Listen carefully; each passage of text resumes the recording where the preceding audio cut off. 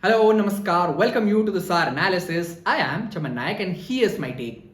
Despite the diplomatic tension that pushed the bilateral ties toward the lowest point in decades, India and Canada have now completed the third round of negotiation for a comprehensive economic partnership agreement. Even more striking, the two governments has set an ambitious target of increasing the bilateral trade to $50 billion by 2030 from less than $8 billion today. This isn't merely about trade, it is about economics can succeed where diplomacy has struggled. Here's what evidence speaks about, and the evidence is unmistakable. After a month of political distrust, both New Delhi and Ottawa are choosing the structured economic engagement over prolonged strategic disengagement. The third round of comprehensive economic partnership agreement negotiation covered everything from goods to services to intellectual property to rules of origin to sanitary standards and technical barriers to the trade. It is the architecture that determines how two modern economics integrate. What makes this remarkable is the timing. The trade between two countries actually fell by over 8% during 25 to 26. Now it is reaching approximately $7.95 billion. Normally, the declining trade discourages negotiation, but instead, India and Canada have accelerated them. Now that tells the objective is no longer just about trade numbers, it is about tomorrow's strategic positioning. Now the question arises, why is this important? Well, behind every trade agreement lies a geopolitical calculation. For India, Canada offers far more than another export destination.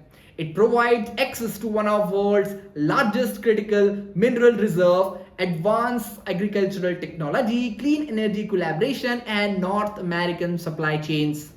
Now for Canada, the equation is equally strategic. India is projected to remain one of the fastest growing major economies over the next decade.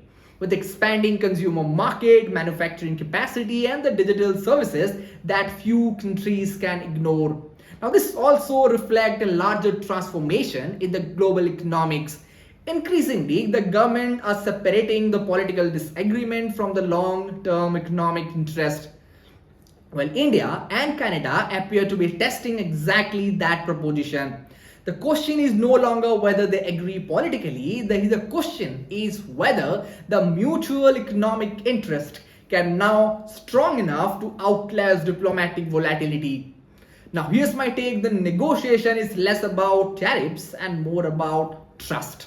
If India and Canada successfully conclude this comprehensive economic partnership agreement in 2026, it will signal something much larger than the bilateral trade agreement.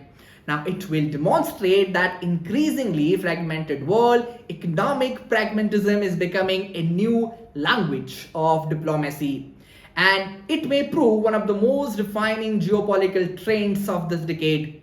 Well, the story then is not simply that India and Canada are negotiating for a trade pact. The real story is the two democracies, after one of the sharpest diplomatic ruptures in the recent memory, are attempting to rebuild the relationship through economic rather than rhetoric.